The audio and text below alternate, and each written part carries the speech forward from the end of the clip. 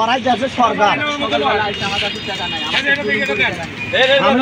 আমি খালি গাড়ি নিয়ে এসেছি, তারপর আমাকে টাকা নিয়েছে 20 টাকা নিয়েছে। আমি খালি গাড়ি নিয়ে এসেছি, আমি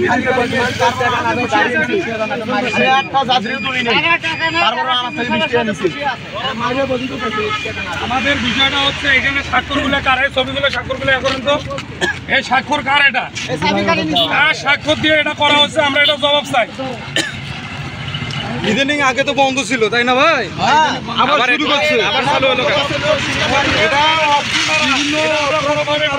বন্ধ ছিল, ডক্টর শিরিন শারমিন বন্ধ করে গেছে। ডক্টর শিরিন শারমিন নয়, আমাদের কথা হচ্ছে আমরা এটা প্রত্যন্ত অঞ্চল, এটা আমাদের একটা সাধারণ একটা ছোট একটা পৌরসভা, যেখানে পাশাপাশি গ্রামের মানুষ বেশিরভাগ আসে, পেটের দায় আসে, সেখানে প্রতিদিন 20 টাকা করে এটা কোনোভাবেই মানে নেওয়ার মতো নয়। 40 টাকা। এজন্য আমরা এটার ব্যাপারে প্রতিবাদ জানাই এবং এটা কার ইন্ধনে হলো এটা তাদের আমরা জবাব চাই। কেন হলো?